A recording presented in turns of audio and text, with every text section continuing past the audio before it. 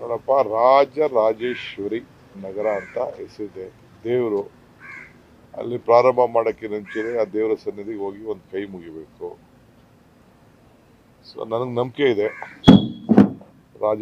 ನಗರ ರಾಜರಾಜೇಶ್ವರಿ ನಗರದಲ್ಲಿ ಜನ ಬಹಳ ಕಡಿಮೆ ಅಂತರದಿಂದ ನಮ್ಮ ಅಭ್ಯರ್ಥಿ ಸೋತರು.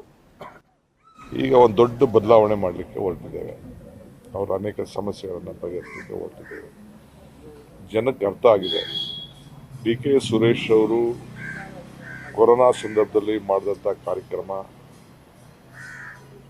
ಬಹುಶಃ ಈ ದೇಶದ ಯಾವುದೇ ಪಾರ್ಲಿಮೆಂಟ್ ಮೆಂಬರ್ ಇಲ್ಲ ಯಾವುದೇ ನಾಯಕರು ಯಾರು ಕೂಡ ಅವರು ತೋರಿಸಂತ ಹೃದಯವಂತಿಕೆ, ಶ್ರಮ, ಆಮೇಲೆ ಮಾನವೀಯತೆ, ನನ್ನ ತಮ್ಮ ಅನ್ನೋದು ಒಂದು ಕಡೆ ಸೈಡ್ ಇಡಿ.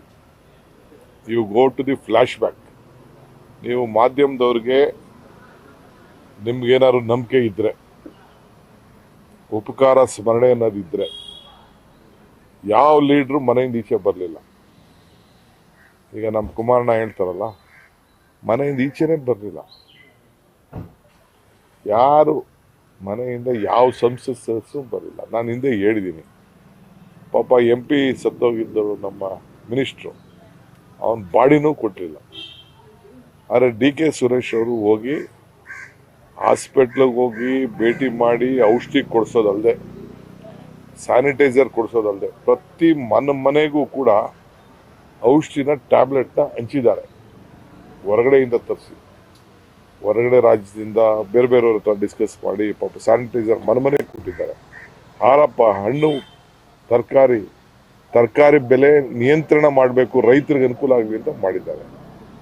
ಆ ರೀತಿ ಮಾಡಿದ್ದಾರೆ. ಅದು ಬರೀ ಹಳ್ಳಿಲೂ ಮಾಡಲಿಲ್ಲ, ನಗರದಲ್ಲೂ ಮಾಡಿದ್ದಾರೆ. ಸೊ ಇದು ಜನರಿಗೆ ನಾವು ಮಂದಟ್ಟನ್ನ ಮಾಡ್ಕೊಳ್ಬೇಕಾಗಿದೆ. ನೀವು ನೆನಪು ಮಾಡಬೇಕಾಗಿದೆ, ನಾವು ನೆನಪು.